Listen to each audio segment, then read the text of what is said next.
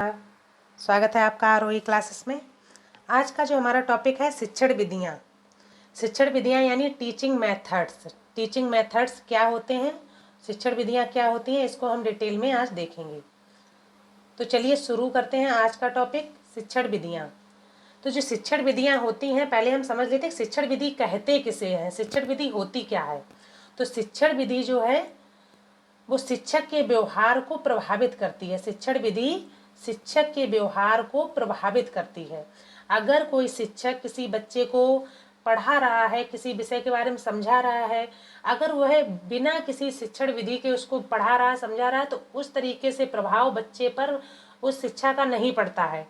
लेकिन अगर हम किसी शिक्षण विधि के द्वारा बच्चे को शिक्षा देते हैं, सिखाते हैं, तो वह अधिक प्रभावित करती है। तो ये शिक्षक के व्यवहार को प्रभावित करती हैं क्या, शिक्षण विधियाँ। ये जो शिक्षण विधियाँ होती हैं उद्देश्यों से संबंधित होती हैं और निर्धारित करती हैं कि शिक्षक किसी भी परिस्थिति में कैसा व्यवहार करता है। जो शिक्षण विधियाँ होती हैं क्या होती है, उद्देश्यों से संबंधित होती है। किसी विशेष उद्देश्य से इनका निर्धारण किया जाता है, किसी विशेष उद्देश्य की प्राप्ति करने के लिए। और ये निर्धारित करती है कि शिक्षक किसी परिस्थिति विशेष में कैसा व्यवहार करता है। और जो कक्षा कक्ष में शिक्षक और बच्चे के बीच में अंतःक्रिया होती है वह इसी में आ जाती है शिक्षण विधियों में, कि शिक्षक बच्चे को किस तरीके से शिक्षा दे रहा है तो वह किसी न किसी तरीके का प्रयोग करता है। बस यही तरीका एक शिक्षण विधि कहलाता है कि बच्चे को शिक्षा देने के लिए किसी तरीके का, किसी विधि के द्वारा हम शिक्षा देते हैं, वही हमारी शिक्षण विधि में आ जाती है। ठीक है, तो बच्चे और छात्र और शिक्षक के मध्य जो अंतःक्रिया होती है वो शिक्षण विधि के अंतर्गत आ जाती है। क्लियर है। तो शिक्षण विधि क्या होती है, शिक्षक के व्यवहार को प्रभावित करती है, उद्देश्यों से संबंधित होती है और निर्धारित करती है कि जो शिक्षक है कि किसी परिस्थिति में विशेष में कैसा व्यवहार करेगा। और जो क्लास है उसमें जो बच्चा होता है, शिक्षक होता है, उसके मध्य जो अंतःक्रिया हो रही होती है वो शिक्षण विधि के अंतर्गत आ जाती है। ठीक है, तो ये क्लियर हो गया होगा कि शिक्षण विधि कैसे कहते हैं। अब शिक्षण विधियों को उनके तरीके के आधार पर किस तरीके से शिक्षा दी जा रही है, किस तरीके से पढ़ाया जा रहा है, उनके आधार पर दो भागों में बांटा गया है। कितने भागों में, दो भागों में। ठीक है, तो शिक्षण विधियों का वर्गीकरण दो भागों में किया गया है। कौन कौन से, एक शिक्षक केंद्रित और दूसरी बाल केंद्रित। शिक्षक केंद्रित जो विधि होती है इसमें शिक्षक प्रधान होता है। कौन, शिक्षक प्रधान होता है। और बाल केंद्रित विधि में बालक प्रधान होता है। ठीक है, बाल केंद्रित विधि में बालक प्रधान होता है और शिक्षक केंद्रित विधि में शिक्षक प्रधान होता है। तो इसीलिए इन विधियों का नाम क्या पड़ गया, शिक्षक केंद्रित और बाल केंद्रित। अब हम इसमें समझेंगे कि शिक्षक केंद्रित विधियां कौन सी हैं और बाल केंद्रित विधियां कौन सी हैं। शिक्षक केंद्रित जो विधियां हैं इनकी कुछ विशेषताएं हम देख लेते हैं कि शिक्षण केंद्रित जो विधि है उनकी विशेषताएं क्या होती हैं। तो शिक्षक केंद्रित जो विधि है इसमें मुख्य क्या होता है, शिक्षक होता है। ठीक है, यानी शिक्षक प्रधान होता है। मुख्य रूप से शिक्षक के चारों ओर ही कक्षा का वातावरण घूमता है। उसमें बच्चे सीख रहे हैं, नहीं सीख रहे हैं, बच्चे किस तरीके से क्रिया कर रहे हैं, नहीं कर रहे, उससे कोई फर्क नहीं पड़ता। बस इसमें जो विधि होगी उसमें शिक्षक प्रधान होगा। ठीक है, मुख्य क्या होता है, शिक्षक होता है। इसमें केवल मौखिक संप्रेषण होता है। तो ये जो शिक्षक केंद्रित विधियां होती हैं इसकी ये विशेषताएं हैं। ठीक है, मतलब आप कैसे समझेंगे कि शिक्षक केंद्रित विधि है कि बाल केंद्रित विधि है। तो शिक्षक केंद्रित विधि में क्या, शिक्षक मुख्य होता है, शिक्षक प्रधान होता है। क्लियर है यहाँ से। अब इसमें केवल मौखिक संप्रेषण होता है। जो शिक्षक केंद्रित विधि है इसमें मौखिक, सिर्फ मौखिक संप्रेषण होता है। जो शिक्षक होता है वो सिर्फ व्याख्यान के, जैसे इसमें आ जाती है व्याख्यान विधि, तो सिर्फ बच्चों को फेस टू फेस मौखिक रूप से समझाता है, मौखिक रूप से ही उनको जानकारी देता है, किसी चीज के बारे में पढ़ाता है या शिक्षा देता है, तो वो आ जाता है मौखिक संप्रेषण। इसमें औपचारिकता की मात्रा अधिक होती है। इसमें जो ये शिक्षक केंद्रित विधियां होती हैं औपचारिकता ज्यादा होती है। मतलब ये कि अगर छात्र क्लास में शिक्षक गया, उसने अपनी औपचारिकता पूरी करनी है, वहां जाकर वह किसी तरीके से बच्चे को शिक्षा दे रहा है, यानी इसमें आ जाती है जैसे व्याख्यान विधि। तो व्याख्यान विधि को क्या होता है कि शिक्षक जाता है, बस अपना जो भी पढ़ाना होता है लेक्चर देता है, चला आता है, इस ये हो जाती व्याख्यान विधि। तो बस औपचारिकता अपनी पूरी करता है, छात्र सीख रहे हैं या नहीं सीख रहे हैं उस पर इसका कोई विशेष प्रभाव नहीं पड़ता है, ठीक है। तो ये चीज़ हो जाती है यहाँ से। आगे इसमें क्या, इसकी शिक्षक केंद्रित विधि की जो विशेषता आ जाती है कि इसमें विद्यार्थियों के विचारों सृजनात्मकता का कोई स्थान नहीं होता है, ठीक है। इसमें जो होता है शिक्षक केंद्रित विधि में कि विद्यार्थियों के ना विचारों की कोई स्थान होता है, ना उनमें क्या क्रिएटिविटी है इसकी कोई वो होता है स्थान, और ना मतलब बच्चे क्या सोच रहे हैं क्या कह रहे हैं उनको समझ में आ रहा नहीं आ रहा, इसमें इनका बच्चों का कोई स्थान नहीं होता है, ठीक है। आगे इसमें विद्यार्थी केवल निष्क्रिय श्रोता बनकर रहते हैं, निष्क्रिय श्रोता। इसमें विद्यार्थी जिस तरीके से कोई शिक्षक आया उसने बच्चों को पढ़ाया और बस क्लास से अपना समय पूरा किया चला गया, ठीक है। तो ये जो विधियां आ जाती हैं ये आ जाती हैं सब शिक्षक केंद्रित विधियों में, और इसमें सक्रिय कौन रहता है, शिक्षक रहता है। तो यहाँ से देखिए आप एक चीज समझिए कि जो शिक्षक केंद्रित विधियां होती हैं उनमें मुख्य शिक्षक होता है, मात्र औपचारिकताएं पूरी की जाती हैं। इसमें बच्चों का जो छात्र होते हैं किस तरीके से वो सीख रहे हैं नहीं सीख रहे इसका कोई उनका ध्यान नहीं दिया जाता, उनकी सृजनात्मकता उनमें है या नहीं है, किस तरीके से बच्चे व्यवहार कर रहे हैं उससे कोई मतलब नहीं है, ठीक है। तो इसमें जो विद्यार्थी होते हैं वो निष्क्रिय श्रोता होते हैं और शिक्षक सक्रिय रहते हैं, जो ये शिक्षक केंद्रित विधि होती है। अब इनमें विधि कौन कौन सी आ जाती है शिक्षक केंद्रित विधियों में, पहली हमारी आ जाती है व्याख्यान विधि। व्याख्यान विधि में क्या अभी हमने आपको बताया है जैसे व्याख्यान विधि एक शिक्षक केंद्रित विधि है, तो इसमें क्या होता है कि शिक्षक सिर्फ क्लास में आकर अपना लेक्चर देता है, बच्चों को किसी विषय के बारे में बताता है। जैसे पुराने जमाने में पिछले समय में क्या होता था, गुरुकुल चला करते थे, उन गुरुकुलों में बच्चे पढ़ते थे, तो बच्चे जाते थे, गुरु उन्हें शिक्षा देते थे, तो गुरु उन्हें सिर्फ भाषण देना, व्याख्यान विधि का मतलब ही समझो भाषण देना हो गया, ठीक है। बस अपने कोर्स को लेके उनको क्या पढ़ाना है किस बारे में बताना सब बताना है और बस क्लास से चला जाना है, तो ये हो जाती है व्याख्यान विधि। पहले पूर्व में जब शिक्षा दी जाती गुरुकुल में दी जाती थी तो वहां पर ज्यादातर इसी विधि का सबसे पहले की प्राचीन विधि है, सबसे पहले जो शिक्षा दी जाती व्याख्यान विधि के द्वारा ही दी जाती थी, ठीक है। तो व्याख्यान विधि के द्वारा पहले समय में शिक्षा दी जाती थी। दूसरी, अब ये आप समझ गए होंगे कि व्याख्यान विधि होती क्या है, ठीक है। व्याख्यान विधि में शिक्षक क्लास में आके बच्चों को अपना जो भी पाठ होता है उसके बारे में बताता है, समझाता है और बस बच्चे सीख रहे नहीं सीख रहे उससे उसको कोई वो मतलब नहीं, ठीक। दूसरी हमारी विधि आ जाती है पाठ्य पुस्तक विधि। पाठ्य पुस्तक विधि भी एक शिक्षक केंद्रित विधि है। इसमें क्या है, शिक्षक पाठ्य पुस्तक उठा के मतलब पुस्तक को लिया, क्लास में गया, उसमें कोई पाठ दिया गया है, कोई चैप्टर दिया गया है, उसके बारे में उसने बच्चों को पढ़ाया या एक तरीके से किताब को पढ़ाया और बस चला गया, तो ये हो जाती है कौन सी, पाठ्य पुस्तक विधि। अब इसमें भी देखिए बच्चे सीख रहे नहीं सीख रहे कोई मतलब नहीं है, इसमें सिर्फ शिक्षक जा रहा है और बच्चों को अपनी पुस्तक के द्वारा पढ़ाता है और चला जाता है, तो ये हो जाती है पाठ्य पुस्तक विधि। कहानी विधि, कहानी विधि में क्या होता है, इसमें भी कहानी सुनाकर कहानियों के द्वारा बच्चों को शिक्षा दी जाती है, तो कहानी विधि हो जाती है, इसमें भी शिक्षक केंद्रित होती है ये भी विधि। अगली व्याख्यान व प्रदर्शन विधि। व्याख्यान व प्रदर्शन विधि में भी यही होता है कि इसमें व्याख्यान दिया जाता है, व्याख्या की जाती है विषय की, प्रदर्शन करके दिखाया जाता है, तो इसमें भी शिक्षक केंद्रित रहता है, ये हो जाती है हमारी शिक्षक केंद्रित विधि। तो ये हमारी चार जो विधियां हो गई, कौन कौन सी, व्याख्यान विधि, पाठ्य पुस्तक विधि, कहानी विधि या व्याख्यान प्रदर्शन या प्रदर्शन विधि। व्याख्यान विधि ऊपर विधि है तो यहाँ पे ये प्रदर्शन विधि आ जाएगा, ठीक है।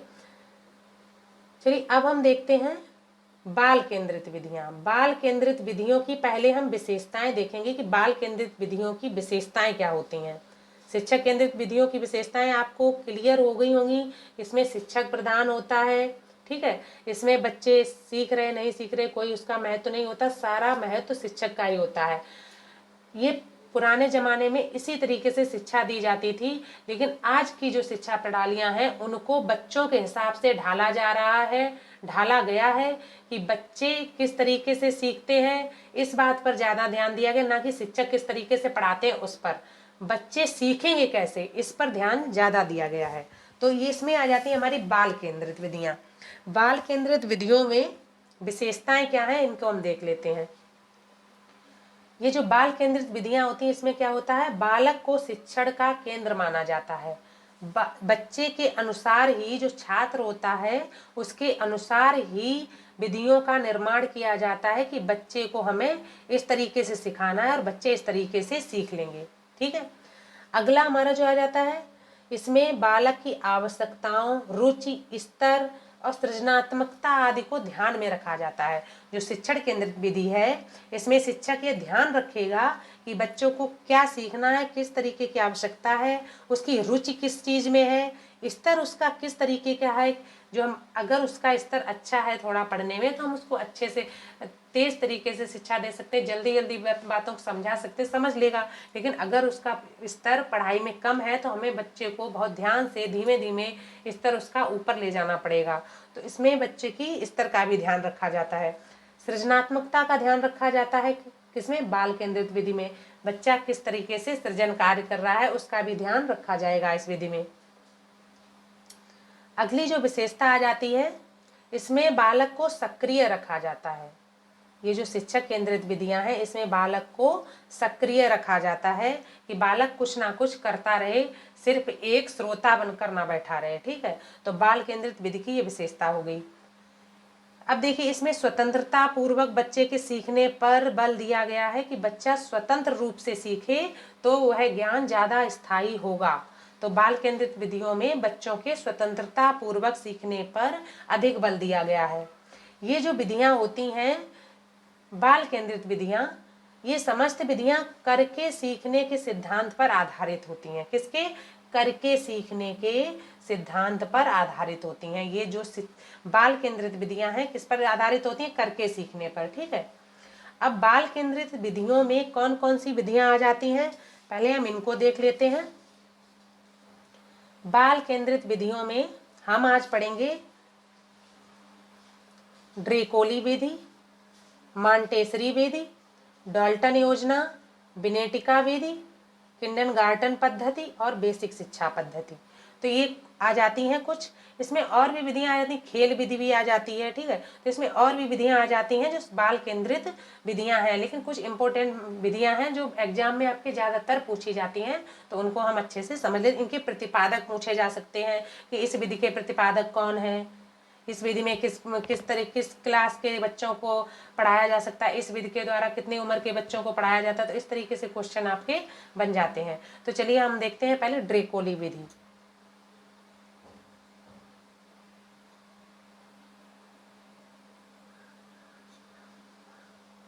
ड्रेकोली जो विधि है इसके प्रवर्तक कौन है, डॉक्टर ओविड ड्रेकोली। ठीक है, अभी कोविड बहुत चला था तो इन्हीं के नाम से आ जाता है याद, ओविड। इनका नाम था डॉक्टर ओविड ड्रेकोली। ठीक है, इन्हीं के नाम से ये शिक्षण विधि पड़ी है, ड्रेकोली विधि। इस विधि में पुस्तकों के कम से कम प्रयोग के लिए कहा गया है। तो ये देखिए ये जो विधि है बाल केंद्रित विधि है, तो इसमें क्या है, पुस्तकों के कम से कम प्रयोग के लिए कहा गया है कि बच्चों को जो शिक्षा दी जाए पुस्तकों से ना देकर उनको क्रिएटिविटी के द्वारा शिक्षा दी जाए कि बच्चे अपने करके सीखें, किस तरीके से सीखते हैं, ना कि पुस्तकों का ज्ञान उनको कराया जाए। यह जो विधि होती है ये मानसिक रूप से विकृत बालकों के लिए प्रयोग में ली जाती है। तो जो ड्रेकोली विधि है ये मानसिक रूप से जो विकृत बालक होते हैं, जो मंदबुद्धि बालक होते हैं, उनके लिए प्रयोग में ली जाती है कि उनको पुस्तकों का ज्ञान ना करा के उनको हाथों से शिक्षा, उनके इंद्रियों के माध्यम से शिक्षा दी जाती है। तो इसमें आ जाते हैं कि मानसिक रूप से जो विकृत बच्चे होते हैं उनके लिए विधि प्रयोग में ले जाती है, ड्रेकोली विधि। इस विधि में अभिव्यक्ति के अवसर कम मिल पाते हैं। ये जो विधि होती है इसमें अभिव्यक्ति के अवसर कम मिल पाते हैं ड्रेकोली विधि में। ठीक है, इसके बाद ये जो विधि है इसमें प्रातः काल के समय संगीत की शिक्षा दी जाती है और खेल। ठीक है, आदि कराए जाते हैं। इसमें सुबह सुबह प्रातः काल के समय क्या संगीत सिखाया जाएगा और उसके बाद खेल सिखाए जाते हैं। तो ज़्यादातर बेसिक रूप से ये मंद बुद्धि बालकों के लिए होती है, जो मानसिक रूप से थोड़े विक्षिप्त बालक हैं उनके लिए। कौन सी? ड्रेकोली विधि। प्रातःकाल के समय क्या संगीत की शिक्षा दी जाती है, इसके बाद उनको खेल भी कराए जाते हैं। तो ये हो गई हमारी ड्रेकोली विधि, प्रतिपादक ओविड ड्रेकोली। अगली हमारी है मांटेसरी विधि। मांटेसरी विधि, मांटेसरी विधि की जो प्रवर्तक है श्रीमती मारिया मांटेसरी। मांटेसरी प्रणाली या मांटेसरी विधि, तो इसकी जो प्रवर्तक है जिन्होंने ये विधि दी है श्रीमती मारिया मांटेसरी। इस विधि के अंदर इंद्रिय प्रशिक्षण पर अधिक बल दिया जाता है। ये जो मांटेसरी विधि है इसमें इंद्रिय प्रशिक्षण पर अधिक बल दिया जाता है। ठीक है, इंद्रिय प्रशिक्षण पर, हाथों पैरों पर, या मतलब व्यक्ति के शरीर के जो अंग हैं उनके प्रशिक्षण पर ज्यादा बल दिया जाता है। यह प्राकृतिक वातावरण में शिक्षा के विकास पर बल देती है। कौन सी विधि? मांटेसरी विधि है। मतलब बच्चों को शिक्षा प्राकृतिक वातावरण में देनी चाहिए, इस पर ये बल देती हैं Maria Montessori, madam Maria Montessori. इसके बाद आ जाता है अगला, देखिए मांटेसरी ने बालकों के स्वतंत्र शिक्षण, व्यक्तिगत शिक्षण व ज्ञानेंद्रिय प्रशिक्षण पर बल दिया। तो जो मैडम मारिया मांटेसरी हैं वो बच्चों के स्वतंत्र शिक्षण पर बल देती हैं, व्यक्तिगत रूप से उनको शिक्षा दी जानी चाहिए, ज्ञानेंद्रियों का उनको प्रशिक्षण देना चाहिए, इस पर ज्यादा बल दिया है मैडम मारिया मांटेसरी ने।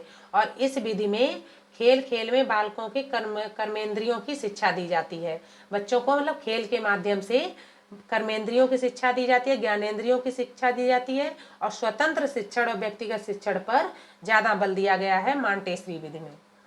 तो ये विधि जो हमारी है ये है हमारी बाल केंद्रित विधि। अब अगली विधि हम देखते हैं डाल्टन विधि।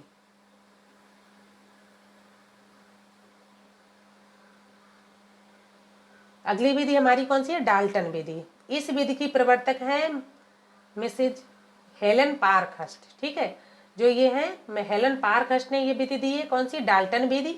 इस विधि को डाल्टन क्यों कहा जाता है? क्योंकि यह जो विधि है पार्कहर्स्ट ने अमेरिका के डाल्टन नामक नगर में सर्वप्रथम प्रयोग में लाई थी।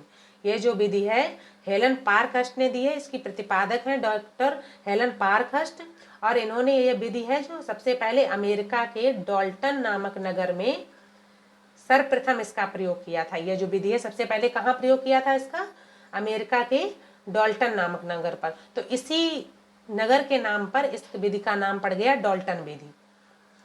इस विधि को ठेका प्रणाली भी क्या कहते हैं? इस विधि को ठेका प्रणाली भी कहा जाता है। तो ठेका प्रणाली किस विधि को कहा जाता है? डाल्टन विधि को। क्लियर है आपको? चलिए आगे बढ़ते हैं।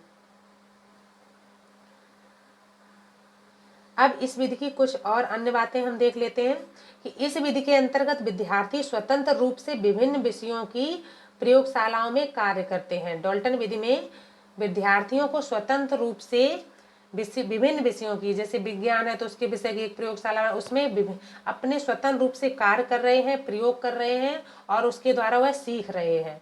तो इसमें स्वतंत्र रूप से बालक शिक्षा लेता है, प्रयोगशालाओं में कार्य करते हैं बच्चे डाल्टन विधि में। सप्ताह के कार्य को असाइनमेंट कहते हैं। इसमें बच्चों को साप्ताहिक कार्य दिया जाता है तो इसको क्या कहते हैं? असाइनमेंट कहा जाता है, कि बच्चे को एक सप्ताह में ये असाइनमेंट दिया गया है और उसको सप्ताह के अंदर इसको पूरा करना है। छात्र स्वतंत्र रूप से शिक्षा ग्रहण करते हैं। डाल्टन विधि में छात्र स्वतंत्र रूप से शिक्षा ग्रहण करते हैं। अध्यापक का कार्य केवल मार्गदर्शन करना होता है। अध्यापक का कार्य क्या होता है? केवल मार्गदर्शन करना। ठीक है, बाकी बच्चे प्रयोगशालाओं में स्वतंत्र रूप से शिक्षा ग्रहण करते हैं और अध्यापक का कार्य केवल मार्गदर्शन करना होता है डाल्टन विधि में। तो ये होगी डाल्टन विधि, हेलन पार्कहर्स्ट है इसकी प्रतिपादक। ठीक है, अगला चलिए हम देखते हैं अगली विधि विनेटिका पद्धति। विनेटिका विधि या विनेटिका पद्धति। तो विनेटिका जो विधि है इसके जो प्रतिपादक है वॉसवर्न। कौन है? वॉसवर्न। इस विधि में व्यक्तिगत विभिन्नता पर ज्यादा बल दिया जाता है। इसमें हर बच्चे की व्यक्तिगत भिन्नता पर ज्यादा बल दिया जाता है। कौन बच्चा किस गति से सीखेगा, किस तरीके से सीखेगा, किस तरीके से उसको शिक्षा देनी चाहिए, इस पर ज्यादा बल दिया जाता है। और इस विधि में क्या सामाजिक विकास भी कराया जाता है। बेनेटिका विधि में बच्चे का सामाजिक विकास भी कराया जाता है, उसको समाज से संबंधित चीजें भी सिखाई जाती हैं। इस विधि में उच्चारण नहीं कराया जाता है। इस विधि में बालक शिक्षक से अत्यधिक प्रभावित रहता है। ये जो विधि है बेनेटिका विधि, इसमें क्या है, बालक शिक्षक से अधिक प्रभावित रहता है, उच्चारण नहीं कराया जाता, सामाजिक विकास कराया जाता है, इसमें सामाजिक विकास कराया जाता है। ठीक है, अगली विधि हम पढ़ेंगे किंडरगार्टन पद्धति। अगली जो हमारी है किंडरगार्टन पद्धति, प्रतिपादक फ्रोवेल। यह 4 से 8 वर्ष के बालकों के लिए उपयोगी है किंडरगार्टन पद्धति। अब किंडरगार्टन का क्या मतलब है कि एक बगीचा रूपी विद्यालय और उसमें पौधे रूपी बालक, इसलिए इन्होंने अपनी जो विधि है इसका नाम किंडरगार्टन रखा। तो फ्रोवेल है बच्चों को किसके, पौधे के समान मानते हैं और शिक्षक को माली के समान। ठीक है, जिस प्रकार माली अपने पौधों की देखभाल करता है, उसी प्रकार एक शिक्षक अपने बच्चों की, छात्रों की देखभाल करता है, उनको शिक्षा देता है। तो ये इसमें जो फ्रोवेल हैं बालकों को पौधों के समान मानते हैं। इसमें प्रभावी शिक्षण के लिए 20 प्रकार के उपहारों का प्रयोग किया। जो ये किंडरगार्टन पद्धति है, इसमें जो फ्रोवेल हैं उन्होंने बालकों को 20 प्रकार के उपहारों का प्रयोग किया इसमें प्रभावी शिक्षण के लिए। इस विधि में बालक स्वभिव्यक्ति, आत्म प्रकाशन के अधिकाधिक अवसर प्राप्त होते हैं। इसमें जो बालक है उसको स्वभिव्यक्ति और आत्म प्रकाशन के अधिकाधिक अवसर मिलते हैं। बच्चे अपने आप को व्यक्त कर सकता है, अपने आप को सामने रख सकता है कि वह किस तरीके से सोचता है, किस तरीके से वह सीखना चाहता है। तो इसमें बच्चे को इस पर अधिकाधिक अवसर दिए जाते हैं। इस विधि में भी बालकों को खेल के द्वारा शिक्षा दी जाती है। ठीक है, इस विधि में भी बालकों को खेल के द्वारा शिक्षा दी जाती है। शिक्षण कार्य कैसे कराया जाता है, खेल के द्वारा। तो देखिए ज्यादातर बच्चे जब छोटे होते हैं उनको क्या खेल पसंद होता है, वह खेल खेलना ज्यादा पसंद करते हैं। तो जो भी हमारे बाल केंद्रित शिक्षण विधियां दी हैं उन्होंने बच्चों को केंद्र में रखकर दी हैं और बच्चे खेल के द्वारा ज्यादा सीखते हैं। तो इन विधियों में खेल के माध्यम से ही बच्चों को शिक्षा पर विशेष जोर दिया गया है। आगे देखिए, इसमें गीत, अभिनय आदि का प्रयोग किया जाता है। ये जो विधि है बच्चों को गीत, अभिनय आदि के माध्यम से सिखाया जाता है और ये जो विधियां हैं छोटे बालकों के लिए उपयोगी है किंडरगार्टन पद्धति। ठीक है, ये किन बालकों के लिए, छोटे बालकों, 4 से 8 वर्ष के बालकों के लिए उपयोगी विधि है। ठीक है, तो हमारी ये कौन सी थी, किंडरगार्टन पद्धति, 4 से 8 वर्ष के बालकों के लिए उपयोगी है। इसमें गीत, अभिनय आदि के माध्यम से शिक्षा दी जाती है और खेल के माध्यम से शिक्षा दी जाती है। चलिए आगे बढ़ते हैं। अगली हमारी जो विधि है खेल विधि। अगली हमारी कौन सी विधि है, खेल विधि। इसकी जो प्रतिपादक है हेनरी कोल्डवेल कुक। प्रतिपादक कौन है, हेनरी कोल्डवेल कुक। अब देखिए इन्होंने जो खेल विधि है इसमें इन्होंने एक पुस्तक लिखी, हेनरी कोल्डवेल कुक ने, द प्ले वे। इनकी पुस्तक क्या है, द प्ले वे।